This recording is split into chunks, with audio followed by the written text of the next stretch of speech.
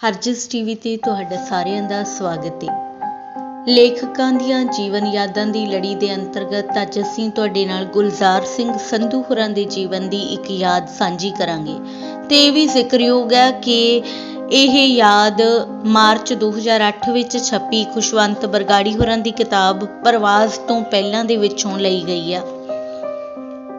ਸੋ ਸਭ ਤੋਂ ਪਹਿਲਾਂ ਅਸੀਂ ਤੁਹਾਡੇ ਨਾਲ ਸੰਪਾਦਕ ਖੁਸ਼ਵੰਤ ਬਰਗਾੜੀ ਵੱਲੋਂ ਜੋ ਸ਼ਬਦ ਗੁਲਜ਼ਾਰ ਸਿੰਘ ਸੰਧੂ ਹੋਰਾਂ ਬਾਰੇ ਲਿਖੇ ਗਏ ਨੇ ਉਹ ਸਾਂਝੇ ਕਰਦੇ।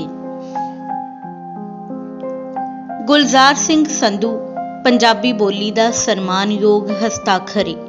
ਉਹ ਭਾਰਤ ਸਰਕਾਰ ਦੇ ਵੱਡਿਆਂ ਅਹੁਦਿਆਂ ਤੇ ਕੰਮ ਕਰ ਚੁੱਕੇ ਨੇ। ਗੁਲਜ਼ਾਰ ਸਿੰਘ ਸੰਧੂ ਪੰਜਾਬੀ ਦੇ 2 ਅਖਬਾਰ ਪੰਜਾਬੀ ਟ੍ਰਿਬਿਊਨ ਅਤੇ ਦੇਸ਼ ਸੇਵਕ ਦੇ ਸੰਪਾਦਕ ਵੀ ਰਹੇ ਨੇ। ਉਹਨਾਂ ਨੇ ਪੰਜਾਬੀ ਸਾਹਿਤ ਦੀ ਝੋਲੀ 25 ਤੋਂ ਵਧੇਰੇ ਪੁਸਤਕਾਂ ਪਾਈਆਂ ਨੇ। ਕਹਾਣੀ ਸੰਗ੍ਰਹਿ ਰੁਦਨ ਬਿੱਲੀਆਂ ਦਾ, ਨਾਵਲ ਕੰਦੀ ਜਾਏ, ਵਾਰਤਕ 25 ਮੁਲਕ 75 ਗੱਲਾਂ ਤੋਂ ਇਲਾਵਾ ਅਨੁਵਾਦ ਟੈਸ ਟੌਮਸ ਹਾਰਡੀ ਅਤੇ ਪਾਕਿਸਤਾਨ ਮੇਲ ਖੁਸ਼ਵੰਤ ਸਿੰਘ ਉਹਨਾਂ ਦੀਆਂ ਪ੍ਰਮੁੱਖ ਪੁਸਤਕਾਂ ਨੇ। ਸੇਵਾ ਮੁਕਤੀ ਤੋਂ ਬਾਅਦ ਵੀ ਵੱਖ-ਵੱਖ ਅਖਬਾਰਾਂ ਰਸਾਲਿਆਂ ਵਿੱਚ ਲਗਾਤਾਰ ਲਿਖਦੇ ਆ ਰਹੇ ਨੇ। ਸੋ ਹੁਣ ਸ਼ੁਰੂ ਕਰਦੇ ਹਾਂ ਗੁਲਜ਼ਾਰ ਸਿੰਘ ਸੰਧੂ ਹੋਰਾਂ ਦੁਆਰਾ ਲਿਖੀ ਉਹਨਾਂ ਦੀ ਯਾਦ, ਊੜਾ ਐੜਾ ਤੇ ਕਿੱਸੇ। ਮੈਂ ਪਹਿਲੇ ਅੱਖਰ ਆਪਣੇ ਨਾਨਕੇ ਘਰ ਦੀ ਬੈਠਕ ਵਿੱਚ ਬਹਿ ਕੇ ਪਾਏ ਸਨ। ਨਾਨੀ ਨੇ ਮੇਰੇ ਲਈ ਖੇਤ ਦੀ ਰੇਤ ਮੰਗਵਾ ਕੇ ਉਸ ਨੂੰ ਆਟਾ ਛਾਨਣ ਵਾਲੀ ਛਾਨਣੀ ਵਿੱਚ ਛਾਣਿਆ ਸੀ। ਛਾਣੀ ਹੋਈ ਬਰੀਕ ਰੇਤ ਬੈਠਕ ਦੇ ਲਿੱਪੇ ਤੇ ਪੋਚੇ ਫਰਸ਼ ਤੇ ਇੰਜ ਵਿਛਾਈ ਸੀ ਜਿਵੇਂ ਕੋਈ ਪੂਜਾ ਸਥਾਨ ਤਿਆਰ ਕਰੀਦਾ ਏ। ਮੈਂ ਊੜਾ ਐੜਾ ਤੇ ਈੜੀ ਸੱਜੇ ਹੱਥ ਦੀ ਜੇਠੀ ਉਂਗਲ ਨਾਲ ਸੁਥਰੀ ਤੇ ਮਹੀਨ ਰੇਤ ਵਿੱਚ ਹੀ ਉਕਰੇ ਸਨ। ਪਹਿਲਾਂ ਮੇਰੀ ਨਾਨੀ ਨੇ ਲੀਕਾਂ ਵਾਉਣ ਦੀ ਜਾਚ ਦੱਸੀ ਤੇ ਉਸ ਤੋਂ ਪਿੱਛੋਂ ਲੀਕਾਂ ਦਾ ਕਾਟਾ ਮਾਰਨ ਤੇ ਗੋਲ ਦਾਇਰਾ ਬਣਾਉਣ ਦੀ। ਲੀਕ ਵਾਉਂਦੇ, ਕਾਟਾ ਮਾਰਦੇ ਜਾਂ ਗੋਲ ਦਾਇਰਾ ਬਣਾਉਂਦੇ ਸਮੇਂ ਨਾਨੀ ਮੇਰੀ ਉਂਗਲ ਦਾ ਵਸਾ ਨਹੀਂ ਸੀ ਖਾਂਦੀ। ਮੇਰੀ ਉਂਗਲ ਨੂੰ ਆਪਣੀਆਂ 2 ਉਂਗਲਾਂ ਵਿੱਚ ਇੰਜ ਫੜਦੀ ਜਿਵੇਂ ਕਲਮ ਫੜੀ ਦੀ ਏ। ਮੇਰੀ ਇੱਕ ਤੇ ਨਾਨੀ ਦੀਆਂ 2 ਉਂਗਲਾਂ ਨੇ ਜਿਹੜਾ ਸਭ ਤੋਂ ਪਹਿਲਾਂ ਊੜਾ ਪਾਇਆ ਉਹ 2 ਸਿੱਧੀਆਂ ਲਾਈਨਾਂ ਦੇ ਆਲੇ ਦੁਆਲੇ ਗੋਲ ਦਾਇਰੇ ਵਰਗਾ ਸੀ। ਜਦੋਂ ਨਾਨੀ ਨੇ ਵੇਖਿਆ ਕਿ ਮੇਰੇ ਕੋਲੋਂ 2 ਲਾਈਨਾਂ ਖਿੱਚ ਕੇ ਉਹਨਾਂ ਦੇ ਆਲੇ ਦੁਆਲੇ ਦਾਇਰਾ ਨਹੀਂ ਬਣ ਰਿਹਾ ਤਾਂ ਉਸਨੇ ਮੇਰੇ ਕੋਲੋਂ ਗੋਲ ਦਾਇਰਾ ਬਣਵਾ ਕੇ ਇਸ ਦੇ ਢਿੱਡ ਵਿੱਚ 2 ਲਾਈਨਾਂ ਮਰਵਾਈਆਂ। ਮੈਨੂੰ ਚੇਤੇ ਹੈ ਕਿ ਇੰਨੇ ਨਾਲ ਮੇਰੇ ਦਾਇਰੇ ਤੇ ਲੀਕਾਂ ਵਿੱਚ ਨਿਖਾਰ ਆ ਗਿਆ ਸੀ। ਕੱਚੇ ਪਿੰਡ ਦੀ ਰੇਤ ਵਿੱਚ ਮੇਰੀ ਹੀ ਉਂਗਲੀ ਤੋਂ ਬਣਿਆ ਇਹ ਊੜਾ ਮੇਰੇ ਲਈ ਰੱਬ ਸੀ। ਜੇ ਸੱਚ ਪੁੱਛੂੰ ਤਾਂ ਮੈਂ ਆਪਣੇ ਇਸ ਰੱਬ ਨੂੰ ਹੁਣ ਤੱਕ ਮੰਨਦਾ ਆ ਰਿਹਾ ਹਾਂ। ਊੜੇ ਤੋਂ ਪਿੱਛੋਂ ਐੜੇ, ਈੜੀਆਂ ਤੇ ਸੱਸੇ ਹਾਹੇ ਆਪਣੇ ਆਪ ਹੀ ਬਣਦੇ ਚਲੇ ਗਏ।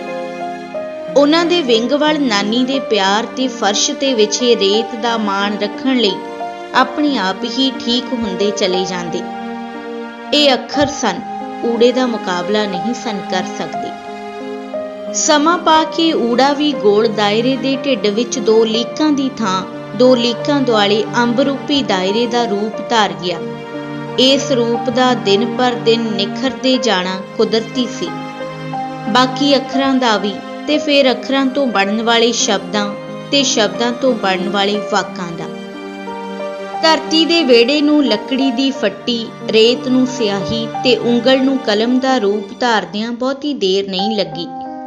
ਨਵੇਂ ਯੰਤਰਾਂ ਦੀ ਦੇਖਭਾਲ ਕਰਨੀ ਕਲਾਕਾਰੀ ਤੋਂ ਘੱਟ ਨਹੀਂ ਸੀ। ਲੱਕੜ ਦੀ ਫੱਟੀ ਨੂੰ ਗਾਚਣੀ ਨਾਲ ਸਾਫ਼ ਕਰਕੇ ਲਿਖਣ ਦੇ ਯੋਗ ਬਣਾਇਆ ਜਾਂਦਾ। ਕਲਮ ਦੀ ਨੋਕ ਤੇਜ਼ ਧਾਰ ਵਾਲੇ ਚਾਕੂ ਨਾਲ ਘੜੀ ਜਾਂਦੀ ਤੇ ਸਿਆਹੀ ਨੂੰ ਗੂੜੀ ਤੇ ਪੱਕੀ ਕਰਨ ਲਈ ਉਸ ਵਿੱਚ ਕਿੱਕਰ ਦਾ ਗੂੰਦ ਪਾਇਆ ਜਾਂਦਾ ਸੀ। ਚੰਗੇ ਗੂੰਦ ਵਾਲੀ ਕਿੱਕਰ ਲੱਭਣ ਵਾਲੇ ਦੀ ਝੰਡੀ ਮੰਨੀ ਜਾਂਦੀ ਸੀ। ਇਹ ਸਾਰੇ ਕੰਮ ਅਸੀਂ ਆਪ ਕਰਦੇ ਸਾਂ। ਮਾਪੇ ਤੇ ਮਾਸਟਰ ਕੇਵਲ ਦੇਖਦੇ ਸਨ ਕਿ ਅਸੀਂ ਕਿੰਨੀ ਕੁ ਸਫਾਈ ਰੱਖਦੇ ਸਾਂ। ਜੇ ਕਦੀ ਸਾਂਭ ਸੰਭਾਲ ਕਰਦਿਆਂ ਕੱਪੜਿਆਂ ਤੇ ਸਿਆਹੀ ਡੁੱਲ ਜਾਂਦੀ ਤਾਂ ਇਸ ਨੂੰ ਚੰਗਾ ਸ਼ਗਨ ਮੰਨਿਆ ਜਾਂਦਾ ਸੀ। ਖਾਸ ਕਰਕੇ ਇਮਤਿਹਾਨ ਵਾਲੇ ਦਿਨ ਫੱਟੀ ਉੱਤੇ ਲਾਈਨਾਂ ਮਾਰੇ ਬਿਨਾਂ ਸਿੱਧੀਆਂ ਲਾਈਨਾਂ ਵਿੱਚ ਲਿਖਣਾ ਕਮਾਲ ਦੀ ਗੱਲ ਸੀ। ਸਾਡੀ ਲਿਖਣ ਵਾਲੀ ਕਲਮ ਨੰਗੀ ਹੁੰਦੀ ਸੀ। ਇਹ ਕਲਮ ਕਾਨਿਆਂ ਤੋਂ ਬਣਦੀ ਸੀ। ਇਹ ਕਾਨੇ ਪਤਲੇ ਗੰਨੇ ਵਰਗੇ ਹੁੰਦੇ ਸਨ। ਇਹਨਾਂ ਦੇ ਪੱਤੇ ਲਾ ਕੇ ਸਾਫ਼ ਕਰਨ ਪਿੱਛੋਂ ਇਹਨਾਂ ਨੂੰ 6-7 ਇੰਚ ਦੇ ਟੁਕੜਿਆਂ ਵਿੱਚ ਕੱਟ ਲਿਆ ਜਾਂਦਾ ਸੀ। ਕਾਨੇ ਦਾ ਕੋਈ ਵੀ ਸਿਰਾ ਤਿੱਖੇ ਚਾਕੂ ਨਾਲ ਛਿੱਲ ਕੇ ਉਸ ਦੀ ਜੀਭ ਕੱਢ ਲਈ ਜਾਂਦੀ। ਮਾਲਵੇ ਵਿੱਚ ਕਲਮਾਂ ਕਾਨਿਆਂ ਤੋਂ ਬਣਦੀਆਂ ਸਨ ਅਤੇ ਦੁਆਬੇ ਤੇ ਕੰਢੀ ਇਲਾਕੇ ਵਿੱਚ ਨੜਿਆਂ ਤੋਂ। ਨੜੇ ਵੇਖਣ ਨੂੰ ਬਾਂਸ ਵਰਗੇ ਹੁੰਦੇ ਸਨ। ਇਹਨਾਂ ਦਾ ਅੰਦਰ ਪੋਲਾ ਹੁੰਦਾ ਸੀ ਤੇ ਪੋਰੀ ਬਾਂਸ ਦੀ ਪੋਰੀ ਨਾਲੋਂ ਬਹੁਤ ਪਤਲੀ ਤੇ ਕਮਜ਼ੋਰ। ਇਹਨਾਂ ਤੋਂ ਬਣੀ ਕਲਮ ਡੰਗਰਾਂ ਨੂੰ ਕਾੜਾ ਦੇਣ ਵਾਲੀ ਨਾਲ ਦਾ ਰੂਪ ਧਾਰ ਲੈਂਦੀ ਸੀ, ਜਿਵੇਂ ਉਸ ਦੀ ਧੀ ਹੋਵੇ। ਕਾਨੇ ਤੇ ਨੜੇ ਦੇ ਪੱਤੇ ਲਾਹਿਆਂ ਹੀ ਕਲਮ ਬਣਦੀ ਸੀ। ਚਾਕੂ ਦੀ ਤੇਜ਼ ਧਾਰ ਤੋਂ ਪੈਦਾ ਹੋਈ ਕਲਮ ਦੀ ਜੀਭ ਸਦਾ ਸੁੱਕੀ ਰਹਿੰਦੀ। ਸੁੱਕੀ ਜੀਭ ਨੂੰ ਸਿਆਹੀ ਦੀ ਤ੍ਰੇਹ ਲੱਗਦੀ। ਸਿਆਹੀ ਦੁਆਤ ਵਿੱਚ ਬੰਦ ਹੁੰਦੀ ਤੇ ਕਲਮ ਦੀ ਜੀਭ ਦੁਆਤ ਵਿੱਚੋਂ ਸਿਆਹੀ ਦੇ ਡੁਬਕੇ ਲੈਣ ਲਈ ਵਾਰ-ਵਾਰ ਟੁੱਬੀਆਂ ਮਾਰਦੀ। ਮੇਰੀ ਕਲਮ ਦਾ ਸਫ਼ਰ ਇਹਨਾਂ ਡੁਬਕਿਆਂ ਤੋਂ ਸ਼ੁਰੂ ਹੁੰਦਾ ਏ। ਮੇਰੀ ਮੁੱਢਲੀ ਰਚਨਾ ਉਸ ਨੰਗੀ ਕਲਮ ਦੀ ਤਿਆਹੀ ਜੀਭ ਦੀ ਖੱਟੀ ਏ। ਨੰਗੀ ਕਲਮ ਤਿਆਹੀ ਜੀਭ ਦੇ ਸੰਕਲਪ ਨੂੰ ਸਮਝਣ ਲਈ ਅੱਜ ਦੇ ਲਿਖਣ ਸਾਧਨਾਂ ਤੇ ਨਜ਼ਰ ਮਾਰਨੀ ਜ਼ਰੂਰੀ ਏ। ਹੁਣ ਵਾਲੀ ਕਲਮ ਨੰਗੀ ਨਹੀਂ, ਥੱਲਿਓਂ ਬੰਦ ਤੇ ਉੱਪਰੋਂ ਵੀ ਬੰਦ, ਜੀਭੀ ਤੇ ਟੋਪੀ। ਅੱਜ ਦੀ ਕਲਮ ਦਾ ਜਿਸਮ ਕਿੰਨਾ ਵੀ ਨੰਗਾ ਕਿਉਂ ਨਾ ਹੋਵੇ, ਸਿਆਹੀ ਜਾਂ ਸੁਰਮਾ ਉਸ ਦੇ ਢਿੱਡ ਵਿੱਚ ਸਮਾਇਆ ਹੁੰਦਾ ਏ, ਦੇਖਿਆਂ ਦਿਖਾਈ ਨਹੀਂ ਦਿੰਦਾ। ਅੱਜ ਵਾਲੀ ਕਲਮ ਦੀ ਜੀਭ ਸਦਾ ਤਰ ਰਹਿੰਦੀ ਏ। ਬਸ ਕਾਗਜ਼ ਫੜੋ ਤੇ ਲਿਖਣਾ ਸ਼ੁਰੂ ਕਰ ਦਿਓ, ਕਿਸੇ ਤਰੱਦਦ ਦੀ ਲੋੜ ਨਹੀਂ ਪੈਂਦੀ। ਸਿਆਹੀ ਕਲਮ ਦੇ ਢਿੱਡ ਵਿੱਚ ਤੇ ਕਲਮ ਕੁੜਤੇ ਦੀ ਜੇਬ ਵਿੱਚ। ਕਲਮ ਦੁਆਤ ਲਈ ਕਿਸੇ ਵੱਖਰੇ ਬਸਤੇ ਦੀ ਲੋੜ ਨਹੀਂ ਪੈਂਦੀ, ਦੋਵੇਂ ਜੇਬ ਵਿੱਚ ਸਮਾ ਜਾਂਦੇ ਨੇ। ਜੇ ਸੱਚ ਪੁੱਛੋ ਤਾਂ ਹੁਣ ਕਾਗਜ਼ ਨੂੰ ਵੀ ਕੋਈ ਨਹੀਂ ਪੁੱਛਦਾ। ਨਵੇਂ ਤੋਂ ਨਵੇਂ ਯੰਤਰ ਆ ਗਏ ਨੇ। ਕੰਪਿਊਟਰ ਤੇ ਬੈਠੋ ਤੇ ਟਿਕ ਟਿਕ ਲਿਖਦੇ ਜਾਓ। ਸ਼ਬਦ ਜੋੜ ਵੀ ਕੰਪਿਊਟਰ ਹੀ ਠੀਕ ਕਰ ਦਿੰਦਾ ਏ। ਘੰਟਿਆਂ ਦਾ ਕੰਮ ਮਿੰਟਾਂ ਵਿੱਚ ਤੇ ਮਿੰਟਾਂ ਦਾ ਕੰਮ ਸਕਿੰਟਾਂ ਵਿੱਚ ਹੋ ਜਾਂਦਾ ਏ। ਟਿਕ ਟਿਕ ਟੀ ਟੀ ਅੱਖਰ ਤੇ ਲਾਈਨਾਂ ਬਣਦੀਆਂ ਚਲੀਆਂ ਜਾਂਦੀਆਂ ਨੇ। ਲਾਈਨਾਂ ਹੁਕਮ ਤੋਂ ਬਿਨਾਂ ਬਾਹਰ ਨਹੀਂ ਆਉਂਦੀਆਂ। ਬਾਹਰ ਕੱਢੋ ਭਾਵੇਂ ਨਾ, ਲਿਖਣ ਦਾ ਵਹਾਅ ਬਣਿਆ ਰਹਿੰਦਾ ਏ।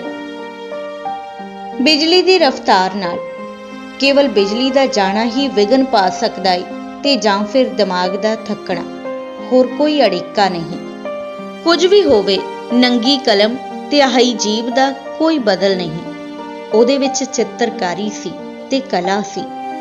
ਨਵੇਂ ਸਾਧਨਾਂ ਵਿੱਚ ਸਾਇੰਸ ਤਾਂ ਹੈ, ਕਲਾ ਨਹੀਂ। ਅੱਜ ਦੇ ਪਾੜਿਆਂ ਨੂੰ ਇਹ ਗੱਲ ਸਮਝਾਈ ਵੀ ਨਹੀਂ ਜਾ ਸਕਦੀ। ਕਲਮਾਂ ਦੇ ਯੁੱਗ ਵਿੱਚ ਜੇ ਕੋਈ ਸਾਫ਼ ਸੁਥਰਾ ਨਹੀਂ ਸੀ ਲਿਖ ਸਕਦਾ ਤਾਂ ਮਾਸਟਰ ਲੋਕ ਉਂਗਲਾਂ ਤੋੜ ਦਿੰਦੇ ਸਨ। ਜੇ ਨਹੀਂ ਸੀ ਤੋੜਦੇ ਤਾਂ ਟੁੱਟਣ ਵਾਲੀਆਂ ਕਰ ਦਿੰਦੇ ਸਨ। ਜਿਸ ਕਲਮ ਨੇ ਊੜਾ ਠੀਕ ਨਹੀਂ ਸੀ ਪਾਇਆ ਹੁੰਦਾ, ਉਸ ਕਲਮ ਨੂੰ ਲਿਖਣ ਵਾਲੀਆਂ ਉਂਗਲਾਂ ਵਿੱਚ ਫਸਾ ਕੇ ਇਸ ਤਰ੍ਹਾਂ ਦਬਾਉਂਦੇ ਸਨ ਕਿ ਨਾਨੀ ਯਾਦ ਆ ਜਾਂਦੀ ਸੀ। ਨਾ ਗੁਰਮੁਖੀ ਦਾ ਊੜਾ ਐੜਾ ਗਲਤ ਹੁੰਦਾ ਸੀ, ਨਾ ਫਾਰਸੀ ਅੱਖਰਾਂ ਦਾ ਐਨ ਗੈਨ ਤੇ ਨਾ ਹੀ ਰੋਮਨ ਦਾ XYZ। ਚੰਗਾ ਲਿਖਣ ਵਾਲਿਆਂ ਦੀ ਲਿਖਤ ਮੋਤੀਆਂ ਵਰਗੀ ਹੁੰਦੀ ਸੀ। ਮਾੜਾ ਲਿਖਣ ਵਾਲਿਆਂ ਨੂੰ ਸਜ਼ਾ ਦੇਣ ਦਾ ਇੱਕ ਸੂਫੀਆਨਾ ਢੰਗ ਵੀ ਸੀ। ਇਮਤਿਹਾਨੀ ਪਰਚੇ ਪਾਉਂਦੇ ਸਮੇਂ ਚੰਗੀ ਹੱਥ ਲਿਖਤ ਵਾਲਿਆਂ ਲਈ 5 ਨੰਬਰ ਰਾਖਵੇਂ ਹੁੰਦੇ ਸਨ। ਪਰਚਾ ਦੇਖਣ ਵਾਲੇ ਇਹ ਨੰਬਰ ਸਾਰਾ ਪਰਚਾ ਵੇਖਣ ਤੋਂ ਪਿੱਛੋਂ ਲਾਉਂਦੇ ਸਨ। ਉਹ ਨੰਬਰ ਲਾਉਂਦੇ ਸਮੇਂ ਅੱਖਰਾਂ ਦਾ ਰੂਪ ਰੰਗ ਦੇਖਦੇ ਸਨ ਤੇ ਉਹਨਾਂ ਦੀ ਸ਼ਖਸੀਅਤ ਵੀ। ਸ਼ਖਸੀਅਤ ਸਾਦਗੀ ਨਾਲ ਬਣਦੀ ਸੀ। ਕੋਈ ਜਿੰਨਾ ਸਾਦਾ ਲਿਖਦਾ ਸੀ, ਉਸ ਦੀ ਲਿਖਤ ਨੂੰ ਪੜ੍ਹਨਾ ਓਨਾ ਹੀ ਸੌਖਾ ਹੁੰਦਾ ਸੀ। ਸਭ ਤੋਂ ਵੱਡੀ ਗੱਲ ਇਹ ਕਿ ਉਸ ਊੜੇ ਵਿੱਚ ਰੱਬ ਹੁੰਦਾ ਸੀ, ਜਿਹੜਾ ਅੱਜ ਵਾਲੇ ਵਿੱਚ ਨਹੀਂ। ਜੇ ਹੈ ਵੀ ਤਾਂ ਟਿਕ ਟਿਕ ਟੀ ਟੀ ਕਰਨ ਵਾਲਾ ਰੋਂਦੂ ਜਿਹਾ। ਕਦੀ ਕਿਸੇ ਨੇ ਰੱਬ ਨੂੰ ਰੋਂਦੇ ਵੇਖਿਆ? ਅੱਜ ਵਾਲਾ ਰੱਬ ਰੋਂਦਾ ਏ। ਅੱਜ ਕੱਲ ਕੋਈ ਨੰਗੇ ਪੈਰ ਸਕੂਲ ਜਾਵੇ ਤਾਂ ਉਸ ਨੂੰ ਸਕੂਲ ਵਾਲੇ ਗੇਟ ਤੋਂ ਅੱਗੇ ਨਾ ਜਾਣ ਦੇਣ, ਪਰ ਅਸੀਂ ਨੰਗੇ ਪੈਰ ਸਕੂਲ ਜਾਂਦੇ ਸਾਂ। ਇਹ ਫੈਸਲਾ ਅਸੀਂ ਲੋਕ ਆਪ ਹੀ ਲਿਆ ਕਰਦੇ ਸਾਂ। ਉਸ ਦੇ ਕਈ ਕਾਰਨ ਸਨ। ਉਦੋਂ ਅੱਜ ਵਾਲੇ ਕੈਨਵਸ ਦੇ ਨਰਮ ਬੂਟ ਪ੍ਰਚਲਿਤ ਨਹੀਂ ਸਨ ਹੋਏ। ਜੁਰਾਬਾਂ ਦਾ ਤਾਂ ਸਵਾਲ ਹੀ ਪੈਦਾ ਨਹੀਂ ਸੀ ਹੁੰਦਾ। ਚੰਮ ਦੇ ਮੌਜੇ ਚੁੱਭਦੇ ਸਨ, ਨੱਠਣ ਭੱਜਣ ਵਿੱਚ ਰੋਕ ਪਾਉਂਦੇ ਸਨ। ਸਕੂਲ ਜਾਣ ਦਾ ਚਾਅ ਹੀ ਮਾਰਿਆ ਜਾਂਦਾ ਸੀ। ਜੇ ਨੱਚਣ ਕੁੱਦਣ ਹੀ ਨਾ ਹੋਵੇ ਤਾਂ ਸਕੂਲ ਕਿਸ ਕੰਮ ਦਾ। ਜੁੱਤੀਆਂ ਗੰਢਣ ਵਾਲੇ ਵੀ ਮੇਚੇ ਦਾ ਇੰਨਾ ਖਿਆਲ ਨਹੀਂ ਸਨ ਕਰਦੇ। ਤੰਗ ਹੁੰਦੀ ਤਾਂ ਤੇਲ ਨਾਲ ਨਰਮ ਕਰਨ ਦੀ ਸਲਾਹ ਦੇ ਕੇ ਘਰ ਨੂੰ ਤੋਰ ਦਿੰਦੇ। ਐਵੇਂ ਤਾਂ ਨਹੀਂ ਸੀ ਇਹ ਬੋਲੀ, ਜੁੱਤੀ ਕਸੂਰੀ ਪੈਰੀ ਨਾ ਪੂਰੀ, ਹਾਇਓ ਰੱਬਾ ਵੇ ਸਾਨੂੰ ਤੁਰਨਾ ਪਿਆ। ਸਭ ਤੋਂ ਵੱਡੀ ਗੱਲ ਇਹ ਕਿ ਜੁੱਤੀ ਦੇ ਗੁੰਮਣ ਜਾਂ ਛੇਤੀ ਟੁੱਟਣ ਦਾ ਡਰ ਨਹੀਂ ਸੀ ਰਹਿੰਦਾ। ਮਾਪਿਆਂ ਦੀਆਂ ਝਿੜਕਾਂ ਦਾ ਕੋਈ ਫਿਕਰ ਨਹੀਂ ਸੀ। ਨੰਗੇ ਪੈਰੀਂ ਖੁੰਡੀ ਵਾਲੇ ਚੱਕਰ ਨਾਲ ਦੌੜਨ ਦਾ ਮਜ਼ਾ ਆਉਂਦਾ ਸੀ। ਜੇ ਨੰਗਾ ਪੁੱਤ ਚੋਰਾਂ ਵਿੱਚ ਖੇਡੇ ਸੱਚ ਹੈ ਤਾਂ ਨੰਗੇ ਪੈਰ ਸਕੂਲੇ ਜਾਣਾ ਉਸ ਤੋਂ ਵੱਡਾ ਸੱਚ ਸੀ। ਉਦੋਂ ਚੋਰੀ ਦੀ ਜੁੱਤੀ ਇੱਕ ਪਿੰਡ ਤੋਂ ਦੂਜੇ ਪਿੰਡ ਤੇ ਦੂਜੇ ਤੋਂ ਤੀਜੇ ਚੌਥੇ ਚਲੀ ਜਾਂਦੀ ਸੀ। ਉਦੋਂ ਜੁੱਤੀ ਚੋਰੀ ਹੁੰਦੀ ਸੀ। ਅੱਜ ਮੁੰਡੇ ਚੋਰੀ ਹੁੰਦੇ ਨੇ, ਚੁੱਕੇ ਜਾਂਦੇ ਨੇ। ਸੋ ਨੰਗੇ ਪੈਰਾਂ ਦੇ ਸੁੱਖ ਹੀ ਸੁੱਖ ਸਨ। ਪੈਰ ਗਰਮੀ ਦੀ ਤਪਸ਼ ਤੇ ਸਿਆਲ ਦੀ ਠੰਡ ਬਰਦਾਸ਼ਤ ਕਰਨਾ ਸਿੱਖ ਜਾਂਦੇ ਸਨ। ਅਸੀਂ ਤਾਂ ਸਾਇੰਸ ਵੀ ਨੰਗੇ ਪੈਰਾਂ ਤੋਂ ਪੜ੍ਹੀ ਸੀ। ਰੇਤੀਲੇ ਰਾਹਾਂ ਵਿੱਚੋਂ ਲੰਘਦਿਆਂ ਜਦੋਂ ਥਲਾਂ ਦੀ ਬਾਲੂ ਰੇਤ ਪੈਰ ਲੂੰਹਦੀ ਸੀ ਤਾਂ ਅਸੀਂ ਭੱਜ ਕੇ ਨੇੜਲੇ ਘਾਹ ਤੇ ਜਾ ਖਲੋਂਦੇ ਸਾਂ। ਮਾੜੇ ਮੋਟੇ ਭਖੜੇ ਦੀ ਪਰਵਾਹ ਨਹੀਂ ਸਾਂ ਕਰਦੇ। ਸਾਇੰਸ ਮਾਸਟਰ ਨੇ ਦੱਸਿਆ ਸੀ ਕਿ ਰੁੱਖ ਆਕਸੀਜਨ ਪੀਂਦੇ ਤੇ ਕਾਰਬਨ ਡਾਈਆਕਸਾਈਡ ਕੱਢਦੇ ਨੇ। ਦੂਜੇ ਸ਼ਬਦਾਂ ਵਿੱਚ ਇਹ ਕਿ ਉਹ ਸਾਹ ਲੈਂਦੇ ਨੇ। ਸਾਡੇ ਲਈ ਇਹ ਗੱਲ ਸਮਝਣੀ ਔਖੀ ਸੀ, ਪਰ ਗਰਮੀਆਂ ਵਿੱਚ ਰੁੱਖ ਦੀ ਛਾਵੇਂ ਤੁਰਿਆਂ ਤੇ ਸਰਦੀਆਂ ਵਿੱਚ ਰੁੱਖ ਦੀ ਛਤਰੀ ਹੇਠ ਖਲੋ ਕੇ ਮਿਲੇ ਨਿੱਘ ਤੋਂ ਅਸਲੀ ਪਤਾ ਲੱਗਦਾ ਸੀ ਕਿ ਉਹ ਜਾਨਦਾਰ ਸਨ ਤੇ ਸਾਹ ਲੈਂਦੇ ਸਨ। ਰੁੱਖ ਥੱਲੇ ਖਲੋਤਿਆਂ ਉਸੇ ਤਰ੍ਹਾਂ ਦਾ ਨਿੱਘ ਮਿਲਦਾ ਸੀ ਜਿਸ ਤਰ੍ਹਾਂ ਦਾ ਸਿਆਲ ਦੇ ਮਹੀਨੇ ਡੰਗਰਾਂ ਵਾਲੇ ਅੰਦਰ ਮੰਜੀ ਢਾਹ ਕੇ ਉਹਨਾਂ ਦੇ ਸਾਹਾਂ ਤੋਂ। ਇਸ ਤੋਂ ਪਹਿਲਾਂ ਕਿ ਤੁਸੀਂ ਸਾਇੰਸ ਦੇ ਹਵਾਲੇ ਨੂੰ ਮਾਪਿਆਂ ਦੀ ਮਾਲੀ ਹਾਲਤ ਉੱਤੇ ਪਰਦਾ ਪਾਉਣ ਦਾ ਦੋਸ਼ ਲਾਓ, ਮੈਂ ਆਪ ਹੀ ਦੱਸਣਾ ਜ਼ਰੂਰੀ ਸਮਝਦਾ ਹਾਂ ਕਿ ਮਾਪਿਆਂ ਦੀ ਮਾਲੀ ਹਾਲਤ ਚੰਗੀ ਨਹੀਂ ਸੀ ਹੁੰਦੀ। ਕਦੀ ਕਿਸੇ ਨੇ ਅੱਜ ਦੇ ਅਮੀਰ ਬੱਚਿਆਂ ਨੂੰ ਬੂਟ ਜੁਰਾਬਾਂ ਦੇ ਟੁੱਟਣ ਪਾਟਣ ਤੇ ਝਿੜਕਾਂ ਖਾਂਦੇ ਸੁਣਿਆ? ਅਸੀਂ ਖਾਂਦੇ ਰਹੇ ਹਾਂ। ਅੱਜ ਦੇ ਯੁੱਗ ਵਿੱਚ ਜੁੱਤੀ ਨਾ ਪਹਿਨਣ ਤੇ ਝਿੜਕਾਂ ਪੈਂਦੀਆਂ ਨੇ। ਸਕੂਲ ਤਾਂ ਸਕੂਲ, ਅੱਜ ਦੇ ਬੱਚੇ ਨੰਗੇ ਪੈਰ ਘਰੋਂ ਬਾਹਰ ਨਹੀਂ ਨਿਕਲ ਸਕਦੇ। ਪਰ ਸਾਡੇ ਮਾਪਿਆਂ ਦੀ ਸਾਇੰਸ ਹੋਰ ਸੀ। ਸਰੀਰ ਬੰਦ, ਦਿਮਾਗ ਬੰਦ। ਮੇਰੀ ਪੀੜ੍ਹੀ ਦੇ ਬੰਦਿਆਂ ਦੀ ਅਕਲ ਉਮਰਾਂ ਕਰਕੇ ਨਹੀਂ, ਬਚਪਨ ਦੇ ਨੰਗੇ ਪੈਰਾਂ ਦੀ ਦੇਣ ਏ। ਸਾਡੇ ਸਕੂਲ ਨੇ ਕਦੇ ਮੇਜ਼ ਨਹੀਂ ਸਨ ਤੱਕੇ। ਕੁਰਸੀ ਵੀ ਕਿਸੇ ਕਿਸੇ ਸਕੂਲ ਵਿੱਚ ਹੁੰਦੀ ਸੀ ਤੇ ਉਹ ਵੀ ਮਾਸਟਰ ਲਈ, ਜਿਸ ਨੂੰ ਅਸੀਂ ਮੁਨਸ਼ੀ ਜੀ ਕਹਿੰਦੇ ਸਾਂ। ਮੁਨਸ਼ੀ ਨੂੰ ਮਿਲਣ ਆਏ ਮਹਿਮਾਨ ਜਾਂ ਮਾਪੇ ਲਈ ਕੋਈ ਕੁਰਸੀ ਨਹੀਂ ਸੀ ਹੁੰਦੀ। ਸਲੀਕੇ ਵਾਲੇ ਮੁਨਸ਼ੀ ਕਿਸੇ ਬੱਚੇ ਦੇ ਮਾਪੇ ਨਾਲ ਗੱਲ ਕਰਨ ਸਮੇਂ ਆਪ ਕੁਰਸੀ ਛੱਡ ਕੇ ਉਸ ਦੇ ਸਾਹਮਣੇ ਖਲੋ ਜਾਂਦੇ ਸਨ। ਬਹੁਤੇ ਮੁਨਸ਼ੀ ਇਹ ਵੀ ਨਹੀਂ ਸਨ ਕਰਦੇ। ਉਹਨਾਂ ਨਾਲ ਮਾਪੇ ਇਦਾਂ ਹੀ ਗੱਲ ਕਰਦੇ ਜਿਵੇਂ ਉਹਨਾਂ ਦੇ ਵਿਦਿਆਰਥੀ ਹੋਣ। ਉਹ ਸਰਕਾਰੀ ਦਰਬਾਰੀ ਕੁਰਸੀ ਵਾਲਿਆਂ ਦੇ ਸਾਹਮਣੇ ਖਲੋ ਕੇ ਗੱਲ ਕਰਨਾ ਸਿੱਖੇ ਹੋਏ ਹੁੰਦੇ ਸਨ। ਉਹਨਾਂ ਲਈ ਪਟਵਾਰੀ, ਸਿਪਾਹੀ ਤੇ ਮੁਨਸ਼ੀ ਇੱਕ ਬਰਾਬਰ ਸਨ। ਕੋਈ ਖੇਤਾਂ ਦੇ ਕੱਦ ਕਾਠ ਦਾ ਰਾਖਾ ਸੀ, ਕੋਈ ਅਮਨ ਚੈਨ ਦਾ ਤੇ ਕੋਈ ਉਹਨਾਂ ਦੇ ਬੱਚੇ ਦੀ ਸ਼ਖਸੀਅਤ ਦਾ। ਮੈਂ ਹੋਰ ਹੀ ਪਾਸੇ ਤੁਰ ਪਿਆ। ਦੱਸਣਾ ਇਹ ਸੀ ਕਿ ਅਸੀਂ ਤੱਪੜਾਂ ਤੇ ਬੈਠ ਕੇ ਪੜ੍ਹਦੇ ਸਾਂ। ਤੱਪੜ ਘਸ ਜਾਂਦੇ ਸਨ ਤਾਂ ਵੀ ਅਸੀਂ ਉਹਨਾਂ ਦੇ ਸਹੀ ਸਲਾਮਤ ਭਾਗ ਨੂੰ ਆਪਣੇ ਬੈਠਣ ਲਈ ਅਪਣਾ ਲੈਂਦੇ ਸਾਂ। ਸਾਡੇ ਸਭਨਾਂ ਦੇ ਮੂੰਹ ਮੁਨਸ਼ੀ ਵੱਲ ਹੁੰਦੇ ਸਨ। ਬਸਤਾ, ਫੱਟੀ ਤੇ ਕਲਮ ਦਵਾਤ ਆਪਣੇ ਸੱਜੇ ਹੱਥ। ਇੱਥੋਂ ਤੱਕ ਕਿ ਖਬਚੂ ਬੱਚੇ ਵੀ ਆਪਣਾ ਬਸਤਾ ਖੱਬੇ ਹੱਥ ਨਹੀਂ ਸਨ ਰੱਖ ਸਕਦੇ। ਜਿਨ੍ਹਾਂ ਨੇ ਤੱਪੜਾਂ ਤੇ ਬਹਿ ਕੇ ਪੜ੍ਹਨ ਵਾਲੇ ਵਿਦਿਆਰਥੀ ਨਹੀਂ ਤੱਕੇ, ਉਹ ਗੁਰਦੁਆਰੇ ਜਾ ਕੇ ਸੰਗਤਾਂ ਨੂੰ ਲੰਗਰ ਦੇ ਪ੍ਰਸ਼ਾਦੇ ਛਕਦੇ ਵੇਖ ਸਕਦੇ ਨੇ। ਅਸੀਂ ਏਦਾਂ ਹੀ ਬਹਿੰਦੇ ਸਾਂ, ਬਰਾਬਰ ਦੀ ਥਾਂ ਇੱਕ ਦੂਜੇ ਦੇ ਪਿੱਛੋਂ। ਮੇਰੇ ਸਕੂਲ ਦੀ ਗਾਥਾ ਹੋਰ ਵੀ ਨਿਮਾਣੀ ਏ। ਮੈਂ ਆਪਣੇ ਨਾਨਕੇ ਪਿੰਡ ਦੇ ਨੇੜੇ ਖੰਨਾ ਸੰਘੋਲ ਸੜਕ ਉੱਤੇ ਪੈਂਦੇ ਪਿੰਡ ਭੜੀ ਦੇ ਸਕੂਲ ਜਾਂਦਾ ਸਾਂ। 4-6 ਮਹੀਨੇ ਪਿੱਛੋਂ ਮੈਨੂੰ ਉੱਥੋਂ ਹਟਾ ਕੇ ਮੇਰੀ ਮਾਸੀ ਦੇ ਪਿੰਡ ਬਾਹੋ ਮਾਜਰਾ ਭੇਜ ਦਿੱਤਾ ਗਿਆ, ਜਿਹੜਾ ਖੰਨਾ ਦੁਰਾਹਾ ਵਾਲੀ ਜਰਨੈਲੀ ਸੜਕ ਉੱਤੇ ਖੰਨੇ ਤੋਂ 3.25 ਕਿਲੋਮੀਟਰ ਏ। ਉਹਨਾਂ ਸਮਿਆਂ ਦੇ ਮਾਪ ਅਨੁਸਾਰ 2 ਮੀਲ। ਬਾਹੋ ਮਾਜਰਾ ਵਿੱਚ ਕੋਈ ਸਰਕਾਰੀ ਸਕੂਲ ਨਹੀਂ ਸੀ। ਪਿੰਡ ਦੇ ਇੱਕ ਸੇਵਾ ਮੁਕਤ ਫੌਜੀ ਨੱਥਾ ਸਿੰਘ ਨੇ ਪਿੰਡ ਦੀ ਸਾਂਝੀ ਥਾਂ ਵਿੱਚ ਪਿੰਡ ਦੇ ਨਿਆਣਿਆਂ ਨੂੰ ਪੜ੍ਹਾਉਣ ਦਾ ਪ੍ਰਬੰਧ ਕੀਤਾ ਹੋਇਆ ਸੀ। ਉਹਦੇ ਕੋਲ ਨਾਲ ਦੇ ਪਿੰਡ ਲੇਬੜਾ ਦੇ ਬੱਚੇ ਵੀ ਪੜ੍ਹਨ ਆਉਂਦੇ। ਉਹ ਚੌਥੀ ਜਮਾਤ ਤੱਕ ਸਾਰੇ ਬੱਚਿਆਂ ਨੂੰ ਆਪ ਹੀ ਪੜ੍ਹਾਉਂਦਾ ਤੇ ਆਪ ਹੀ ਉਹਨਾਂ ਦੇ ਖੇਡਣ ਕੁੱਦਣ ਤੇ ਧਰਮ ਦੀ ਪੜ੍ਹਾਈ ਦਾ ਪ੍ਰਬੰਧ ਕਰਦਾ। ਅਸੀਂ ਉਸ ਨੂੰ ਮਾਸਟਰ ਜਾਂ ਮੁਨਸ਼ੀ ਨਹੀਂ ਸਾਂ ਕਹਿੰਦੇ, ਬਾਬਾ ਜੀ ਕਹਿ ਕੇ ਸੰਬੋਧਨ ਕਰਦੇ ਸਾਂ। ਉਹਦਾ ਰੋਹਬ ਬੜਾ ਸੀ, ਬਹੁਤਾ ਇਸ ਲਈ ਕਿ ਉਹ ਕਿਸੇ ਤੋਂ ਕੋਈ ਫੀਸ ਨਹੀਂ ਸੀ ਲੈਂਦਾ ਤੇ ਕਿਸੇ ਬੱਚੇ ਨੂੰ ਗਲਤ ਕੰਮ ਨਹੀਂ ਸੀ ਕਰਨ ਦਿੰਦਾ। ਮਾਪੇ ਵੀ ਉਸ ਦੀ ਬਹੁਤ ਇੱਜ਼ਤ ਕਰਦੇ ਸਨ। ਜਿਹੜਾ ਕੋਈ ਬਾਲਕ ਚੌਥੀ ਜਮਾਤ ਪਾਸ ਕਰਨ ਦੇ ਯੋਗ ਹੋ ਜਾਂਦਾ, ਬਾਬਾ ਉਸ ਨੂੰ ਬਾਕੀ ਵਿਦਿਆਰਥੀਆਂ ਵਾਂਗ ਪਾਇਲ ਲਿਜਾ ਕੇ ਉਸ ਦਾ ਇਮਤਿਹਾਨ ਦਿਵਾ ਆਉਂਦਾ। ਉਸ ਨੇ ਪਾਇਲ ਵਾਲਿਆਂ ਤੋਂ ਅਜਿਹਾ ਕਰਨ ਦੀ ਆਗਿਆ ਲਈ ਹੋਈ ਸੀ। ਪਾਇਲ ਵਿੱਚ ਉਸ ਦੀ ਇੰਨੀ ਇੱਜ਼ਤ ਸੀ ਕਿ ਉਸ ਤੋਂ ਇਹ ਨਹੀਂ ਸੀ ਪੁੱਛਿਆ ਜਾਂਦਾ ਕਿ ਬੱਚੇ ਨੇ ਪੂਰੀ ਹਾਜ਼ਰੀ ਭਰੀ ਸੀ ਜਾਂ ਨਹੀਂ। ਬਾਬਾ ਜੀ ਦਾ ਇਹ ਕਹਿ ਦੇਣਾ ਹੀ ਕਾਫੀ ਸੀ ਕਿ ਬੱਚਾ ਇਮਤਿਹਾਨ ਵਿੱਚ ਬੈਠਣ ਦੇ ਯੋਗ ਹੋ ਗਿਆ ਹੈ। ਅਸੀਂ ਦੂਜੇ ਸਾਲ ਵਿੱਚ ਹੀ ਸਾਂ ਕਿ ਬਾਬਾ ਨੱਥਾ ਸਿੰਘ ਦਿਲ ਦੀ ਹਰਕਤ ਬੰਦ ਹੋਣ ਕਾਰਨ ਅਕਾਲ ਚਲਾਣਾ ਕਰ ਗਏ। ਉਹ ਸਵੇਰ ਦਾ ਪਾਠ ਕਰਕੇ ਆਪਣੇ ਘਰ ਹੀ ਮਹਾਰਾਜ ਦੀ ਬੇੜ ਅੱਗੇ ਮੱਥਾ ਟੇਕਣ ਲੱਗੇ, ਉਂਝ ਦੇ ਉਂਝ ਹੀ ਸਮਾ ਗਏ। ਉਹਨਾਂ ਦੀ ਮ੍ਰਿਤੂ ਨੂੰ ਬਹੁਤ ਚੰਗੀ ਮੰਨਿਆ ਗਿਆ। ਸਭ ਦਾ ਭਲਾ ਕਰਦੇ ਸਨ, ਹਰ ਇੱਕ ਦੀ ਜ਼ੁਬਾਨ ਉੱਤੇ ਸੀ। ਭਲਾ ਕਰਨ ਵਾਲਿਆਂ ਦੀ ਮ੍ਰਿਤੂ ਸੌਖੀ ਹੁੰਦੀ ਏ। ਸਾਡੇ ਲਈ ਜ਼ਿੰਦਗੀ ਦਾ ਵੱਡਾ ਸਬਕ ਸੀ।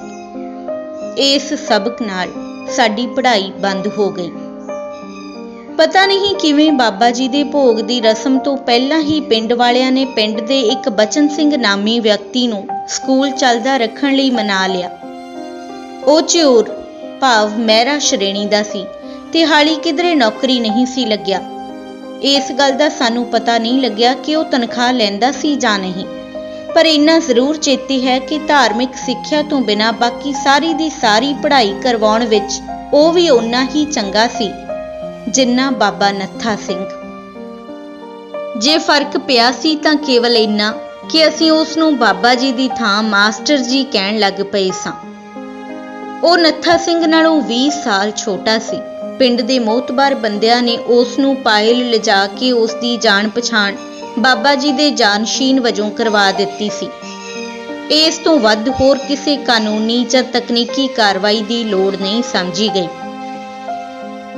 ਜਦੋਂ ਮੇਰੀ ਪਾਇਲ ਜਾ ਕੇ ਇਮਤਿਹਾਨ ਵਿੱਚ ਬੈਠਣ ਦੀ ਵਾਰੀ ਆਈ ਤਾਂ ਅਸੀਂ ਕੇਵਲ 5 ਹੀ ਬੱਚੇ ਸਾਂ। ਉੱਥੇ ਸਕੂਲ ਦੇ ਹਾਲ ਕਮਰੇ ਦੀ ਛੱਤ ਨਾਲੋਂ ਵੀ ਉੱਚਾ ਲਟਕਦਾ ਇੱਕ ਬਹੁਤ ਵੱਡਾ ਘੜਿਆਲ ਸੀ। ਇਹ ਘੜਿਆਲ ਇੰਨਾ ਵੱਡਾ ਸੀ ਕਿ ਇਸ ਦੀ ਆਵਾਜ਼ 2-3 ਮੀਲ ਤੱਕ ਸੁਣਦੀ ਸੀ। ਮੀਂਹ ਕਣੀ ਦੇ ਸਾਫ਼ ਤੇ ਸੁਥਰੇ ਦਿਨ 4-5 ਮੀਲ ਤੱਕ ਵੀ। ਮੇਰੀ ਜ਼ਿੰਦਗੀ ਵਿੱਚ ਜਿੰਨੀ ਕੁ ਸਮੇਂ ਦੀ ਪਾਬੰਦੀ ਏ, ਉਹ ਖੰਨੇ ਵਾਲੇ ਸਕੂਲ ਦੇ ਘੰਟੇ ਦੀ ਦੇਣ ਏ। ਸਬਰ ਤੇ ਸੰਤੋਖ ਜਿੰਨਾ ਵੀ ਏ, ਉਸ ਦਾ ਸਿਹਰਾ ਹੇਠਲੇ ਸਕੂਲਾਂ ਦੇ ਫਕੀਰੀ ਸੁਭਾਅ ਦੇ ਸਿਰ ਵੱਜਦਾ ਏ। ਸਕੂਲ ਵਿੱਚ ਦਾਖਲਾ ਲੈਣ ਦੀ ਉਮਰ ਤੱਕ ਅਸੀਂ ਚਾਰੇ ਬੱਚੇ ਇਕੱਠੇ ਹੀ ਰਹੇ। ਸਕੂਲ ਵਿੱਚ ਪਹਿਲੀਆਂ 1-2 ਜਮਾਤਾਂ ਤੱਕ। ਫਿਰ ਛੇਤੀ ਹੀ ਮੈਂ ਤੇ ਮਾਮਾ ਸਵਰਨ ਖੰਨਾ ਮੰਡੀ ਦੇ ਨੇੜਲੇ ਪਿੰਡ ਬਾਹੂ ਮਾਜਰਾ ਆ ਗਏ ਸਾਂ। ਸਰਬਦਿਆਲ ਆਪਣੇ ਦਾਦਕੇ ਪਿੰਡ ਰਾਮਗੜ੍ਹ ਲਠੇੜੀ ਤੇ ਸ਼ਮਸ਼ੇਰ ਸਕੂਲੀ ਵਿੱਦਿਆ ਤੋਂ ਛੁਟਕਾਰਾ ਪਾ ਕੇ ਡੰਗਰ ਚਾਰਨ ਵਾਲਿਆਂ ਦੀ ਢਾਣੀ ਵਿੱਚ ਜਾ ਰਲਿਆ ਸੀ। ਪਰ ਗਰਮ ਰੁੱਤ ਦੀਆਂ 2 ਮਹੀਨੇ ਦੀਆਂ ਛੁੱਟੀਆਂ ਵਿੱਚ ਅਸੀਂ ਚਾਰੇ ਫਿਰ ਕੋਟਲਾ ਬਡਲਾ ਵਿੱਚ ਇਕੱਠੇ ਹੋ ਜਾਂਦੇ। ਇਹਨਾਂ ਛੁੱਟੀਆਂ ਵਿੱਚ ਅਸੀਂ ਬਚਪਨ ਵਾਲੀਆਂ ਸ਼ਰਾਰਤਾਂ ਨੂੰ ਨਵੇਂ ਰੂਪ ਦਿੰਦੇ। ਕਵਿਸ਼ਰਾਂ ਦੇ ਲਿਖੇ ਹੋਏ ਤੇ ਸਸਤੇ ਭਾਅ ਵਿਕਦੇ ਕਿੱਸੇ ਪੜ੍ਹਨ ਨੂੰ ਪਹਿਲ ਦਿੱਤੀ ਜਾਂਦੀ। ਰੂਪ ਬਸੰਤ, ਜਾਨੀ ਚੋਰ, ਸ਼ਿਆਮੋ ਨਾਰ ਤੇ ਜਿਉਣਾ ਮੋੜ ਤੋਂ ਲੈ ਕੇ ਬੰਦਾ ਬਹਾਦਰ ਸਾਹਿਬ ਤੱਕ ਸਾਡੇ ਕਿੱਸਿਆਂ ਦੀ ਚੋਣ ਦਾ ਪਿੜ ਬਹੁਤ ਵੱਡਾ ਸੀ। ਰੂਪ ਬਸੰਤ, ਬਿਧੀ ਚੰਦ ਦੇ ਘੋੜੇ ਤੇ ਚਾਰੇ ਸਾਹਿਬਜ਼ਾਦੇ ਸਾਡੀ ਪਹਿਲੀ ਪਸੰਦ ਸਨ। ਅਸੀਂ 4 ਸਾਂ। ਇੱਕੋ ਕਿੱਸਾ ਵਾਰੀ-ਵਾਰੀ ਸਾਰੇ ਪੜ੍ਹ ਲੈਂਦੇ ਸਾਂ। ਕਦੀ-ਕਦੀ ਇੱਕ ਕਿੱਸਾ 2 ਜਣੇ ਰਲ ਕੇ ਵੀ ਪੜ੍ਹਦੇ। 4 ਕੁ ਬੰਦ ਕਿਸੇ ਇੱਕ ਨੇ ਪੜ੍ਹ ਲੈਣੇ ਤੇ ਅਗਲੇ 4-6 ਕਿਸੇ ਦੂਜੇ ਨੇ। ਇੱਕ ਪੜ੍ਹਦਾ ਸੀ ਤਾਂ ਦੂਜਾ ਸੁਣਦਾ ਰਹਿੰਦਾ ਸੀ। ਸਾਨੂੰ ਕਿਸੇ ਖਰੀਦਣ ਤੇ ਪੜ੍ਹਨ ਦੀ ਖੁੱਲ੍ਹ ਨਹੀਂ ਸੀ। ਖਰੀਦਣ ਲਈ ਪੈਸਿਆਂ ਦੀ ਲੋੜ ਪੈਂਦੀ ਸੀ। ਪੜ੍ਹਨ ਨਾਲ ਸਕੂਲੀ ਪੜ੍ਹਾਈ ਵਿੱਚ ਵਿਘਨ ਪੈਂਦਾ ਸੀ। ਅਸੀਂ ਕਿੱਸਿਆਂ ਨੂੰ ਘਰ ਵਾਲਿਆਂ ਤੋਂ ਲੁਕਾ ਕੇ ਰੱਖਦੇ ਸਾਂ, ਵੱਡੀ ਕਿਤਾਬ ਜਾਂ ਕਾਪੀ ਵਿੱਚ। ਜਦੋਂ ਚੋਰੀ ਫੜੀ ਜਾਂਦੀ ਤਾਂ ਡਾਂਟ ਪੈਂਦੀ। ਸਾਡੀ ਚੰਗੀ ਕਿਸਮਤ ਨੂੰ ਮੇਰੇ ਨਾਨੇ ਤੇ ਛੋਟੀ ਮਾਸੀ ਨੂੰ ਵੀ ਕਿੱਸੇ ਪੜ੍ਹਨ ਦਾ ਸ਼ੌਂਕ ਸੀ। किस्से पढ़न दे कारण कुट पई होवे मैनू चेते नहीं। किस्से पढ़न वाली मासी कमाल दी सी। बाजार जांदी तां कपड़ियां नालों किस्सिਆਂ ਦੀ खरीद ਵੱਲ ਵਧੇਰੇ ਧਿਆਨ ਦਿੰਦੀ। ਉਹ किस्सा पढ़न लगदी तां घर दा काम भी भुੱਲ ਜਾਂਦੀ। चुल्हे ते रखिया दुध उबल जांदा ते दाल सड़ जांदी। ਉਹ किस्सा पढ़ना ना छड्डदी। इसे गल ते मासड़ नाल लड़ाई हो जांदी। ਉਹ लड़ के पेके आ वड़दी। ਉਹ ਆਪਣੇ ਨਾਲ ਆਪਣੇ किस्से भी चुक लिआउंदी। मासी रुस के पेके आउंदी तां साडी ईद हो जांदी। ਉਹ ਸਾਡੇ ਨਾਲੋਂ 15 ਸਾਲ ਵੱਡੀ ਸੀ। ਉਸ ਨੂੰ ਕੁੱਟ ਪੈਣ ਦਾ ਸਵਾਲ ਹੀ ਨਹੀਂ ਸੀ। ਜੇ ਉਸ ਦਾ किस्से ਪੜ੍ਹਨਾ ਗਲਤ ਨਹੀਂ ਸੀ ਤਾਂ ਸਾਡਾ ਕਿਵੇਂ ਹੋ ਸਕਦਾ ਸੀ। ਇੱਕ ਵਾਰੀ ਮਾਸੀ ਇੰਨੀ ਲੜ ਕੇ ਆਈ ਕਿ ਵਾਪਸ ਜਾਣ ਦਾ ਨਾਂ ਹੀ ਨਾ ਲਵੇ। ਅਸੀਂ ਬੜੇ ਖੁਸ਼। ਮਾਸੀ ਵਾਲੇ किस्से ਪੜ੍ਹਦੇ ਰਹਿੰਦੇ। ਫਿਰ ਇੱਕ ਦਿਨ ਮਾਸੜ ਦੀ ਤਾਰ ਆ ਗਈ। ਉਹ ਡੈਥ ਬੈੱਡ ਤੇ ਹੈ।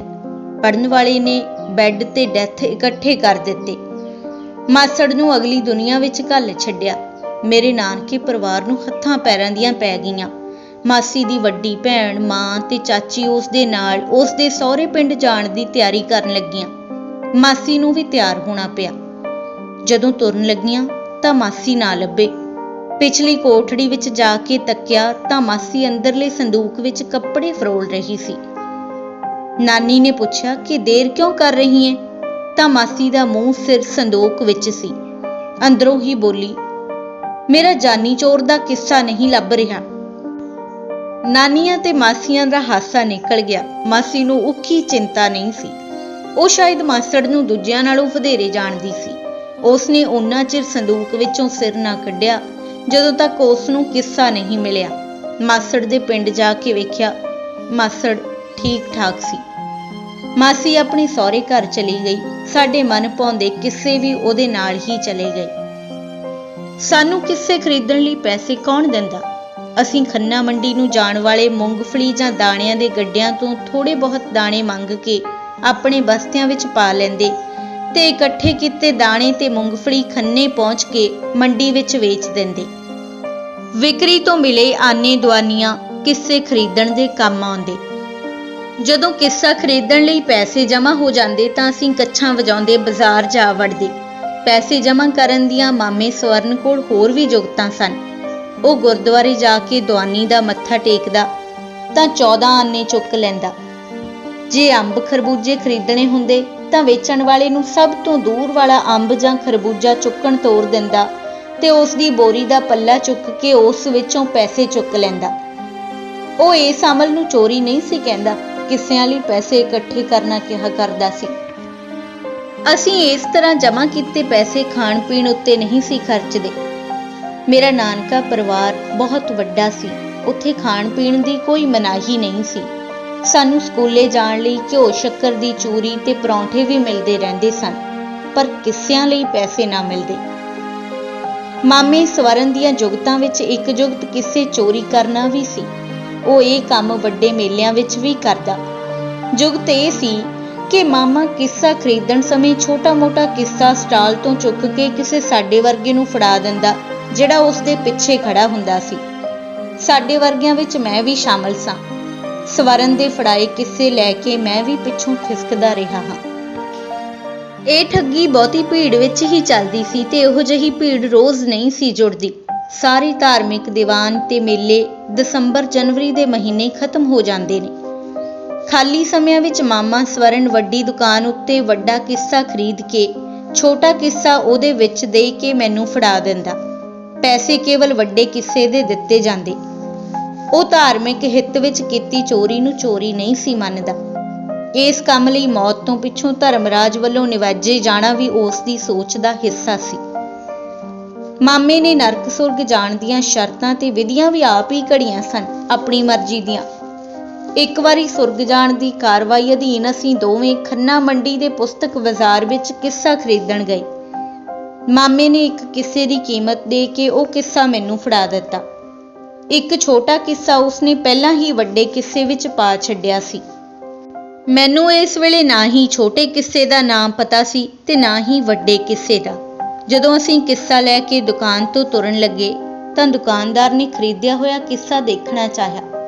ਸਵਰਨ ਸਮਝ ਗਿਆ ਕਿ ਚੋਰੀ ਫੜੀ ਗਈ ਹੈ। ਉਹ ਉਸੇ ਵੇਲੇ ਸ਼ੂਟ ਵੱਟ ਕੇ ਦੂਰ ਚਲਾ ਗਿਆ। ਮੈਂ ਫੜਿਆ ਗਿਆ। ਦੁਕਾਨਦਾਰ ਨੇ ਮੈਨੂੰ ਦੁਕਾਨ ਦੇ ਇੱਕ ਖੁੰਝੇ ਵਿੱਚ ਬਿਠਾ ਲਿਆ। ਉਸਨੇ ਪੁਲਿਸ ਨੂੰ ਖਬਰ ਕਰਨ ਦੀ ਗੱਲ ਕੀਤੀ। ਮੈਂ ਬੇਹੱਦ ਸ਼ਰਮਿੰਦਾ ਹੋਇਆ। ਮੇਰਾ ਇਹ ਕਹਿਣਾ ਨਹੀਂ ਸੀ ਬਣਦਾ ਕਿ ਕਿੱਸਾ ਮਾਮੀ ਸਵਰਨ ਨੇ ਖਰੀਦਿਆ ਸੀ ਤੇ ਮੈਂ ਤਾਂ ਇਸ ਨੂੰ ਫੜਨ ਵਾਲਾ ਹੀ ਹਾਂ। ਮੈਂ ਕੰਨਾਂ ਨੂੰ ਹੱਥ ਲਾ ਕੇ ਮੁਆਫੀ ਮੰਗੀ। ਉਸ ਨੇ ਮੈਥੋਂ 7 ਵਾਰੀ ਕੰਨ ਫੜਵਾਏ ਤੇ ਅੱਗੋਂ ਤੋਂ ਅਜਿਹਾ ਕੰਮ ਕਰਨ ਤੋਂ ਮਨਾ ਕਰਕੇ ਥੋੜੇ ਪਿਆਰ ਨਾਲ ਵੱਡਾ ਕਿੱਸਾ ਮੇਰੇ ਹੱਥ ਫੜਾ ਕੇ ਮੈਨੂੰ ਤੋਰ ਦਿੱਤਾ। ਮਾਮਾ ਸਵਰਨ ਪਤਾ ਨਹੀਂ ਕਿਹੜੀ ਗਲੀ ਪੈ ਕੇ ਕਿੱਧਰ ਨਿਕਲ ਪਿਆ ਸੀ। ਮੈਂ ਘਰ ਤੱਕ ਇਕੱਲਾ ਹੀ ਗਿਆ। ਖੰਨੇ ਤੋਂ ਬਾਹੂ ਮਾਜਰਾ ਤੱਕ 3 ਕਿਲੋਮੀਟਰ ਦਾ ਇਹ ਪੈਂਡਾ ਮੁੱਕਣ ਵਿੱਚ ਹੀ ਨਹੀਂ ਸੀ ਆ ਰਿਹਾ ਤੇ ਮੇਰੀ ਸ਼ਰਮਿੰਦਗੀ ਦਾ ਕੋਈ ਅੰਤ ਨਹੀਂ ਸੀ। ਅੱਗੋਂ ਇਹ ਡਰ ਕਿ ਮਾਮੇ ਨੇ ਮੈਥੋਂ ਪਹਿਲਾਂ ਘਰ ਪਹੁੰਚ ਕੇ ਪਤਾ ਨਹੀਂ ਮੇਰੇ ਬਾਰੇ ਕੀ ਕਿਹਾ ਸੀ। ਉਹ ਕਿੱਸਾ ਚੋਰੀ ਕਰਨ ਦਾ ਸਾਰਾ ਦੋਸ਼ ਮੇਰੇ ਸਿਰ ਵੀ ਮੜ ਸਕਦਾ ਸੀ। ਮੇਰੇ ਆਕਾਸ਼ ਵਿੱਚ ਕਈ ਤਰ੍ਹਾਂ ਦੇ ਧਰਮਰਾਜ ਘੁੰਮਣ ਲੱਗੇ। ਉਮਰਾਂ ਪੂਰੀ ਹੋਣ ਤੋਂ ਪਿੱਛੋਂ ਵਾਲਾ ਧਰਮਰਾਜ ਬਹੁਤ ਦੂਰ ਸੀ। ਪੁਸਤਕਾਂ ਤੇ ਕਿੱਸੇ ਵੇਚਣ ਵਾਲੇ ਧਰਮਰਾਜ ਕੋਲੋਂ ਬਚ ਕੇ ਆ ਗਿਆ ਸਾਂ। ਘਰ ਵਾਲਿਆਂ ਤੋਂ ਕਿਸ ਤਰ੍ਹਾਂ ਦੀ ਡਾਂਟ ਪੈਣੀ ਸੀ, ਉਸ ਦਾ ਡਰ ਖਾਈ ਜਾ ਰਿਹਾ ਸੀ। ਜੇ ਮਾਮਾ ਸਵਰਨ ਨਾਲ ਹੁੰਦਾ ਤਾਂ ਉਸਨੇ ਡਾਂਟ ਤੋਂ ਬਚਣ ਦਾ ਰਾਹ ਲੱਭ ਲੈਣਾ ਸੀ, ਪਰ ਮੈਂ ਉਹਦੇ ਵਰਗਾ ਜੋਤੀ ਨਹੀਂ ਸੀ। ਘਰ ਵਿੱਚ ਵੀ ਮੇਰਾ ਸਾਊਪੁਣਾ ਮਸ਼ਹੂਰ ਸੀ। ਅੱਜ ਵੱਡੀ ਕਚਹਿਰੀ ਵਿੱਚ ਮੇਰੇ ਸਾਊਪੁਣੇ ਨੂੰ ਲੀਰੋ ਲੀਰ ਕੀਤਾ ਜਾਣਾ ਸੀ। ਮੇਰੇ ਘਰ ਪਹੁੰਚਣ ਤੋਂ ਪਹਿਲਾਂ ਹੀ ਮਾਮਾ ਸਵਰਨ ਮੈਨੂੰ ਮਿਲ ਗਿਆ। ਉਹ ਘਰ ਨਹੀਂ ਸੀ ਵੜਿਆ। ਪਿੰਡ ਤੋਂ ਬਾਹਰ ਵਾਲੇ ਵੱਡੇ ਛੱਪੜ ਦੇ ਕੰਢੇ ਖੇਡ ਰਿਹਾ ਸੀ। ਮੈਨੂੰ ਵੇਖਦੇ ਸਾਰ ਉਹ ਖਿੜਖਿੜਾ ਕੇ ਹੱਸ ਪਿਆ। ਉਹ ਜਿੰਨਾ ਹੱਸਦਾ ਸੀ, ਮੇਰੀ ਸ਼ਰਮ ਦਾ ਰੰਗ ਉਨਾ ਹੀ ਗੂੜਾ ਹੁੰਦਾ ਜਾਂਦਾ ਸੀ। ਉਸ ਦੇ ਹਾਸੇ ਤੋਂ ਜਾਪਦਾ ਸੀ ਕਿ ਉਸ ਦੇ ਧਰਮਰਾਜ ਨੇ ਉਸ ਨੂੰ ਮੁਆਫ ਕਰ ਦਿੱਤਾ ਸੀ।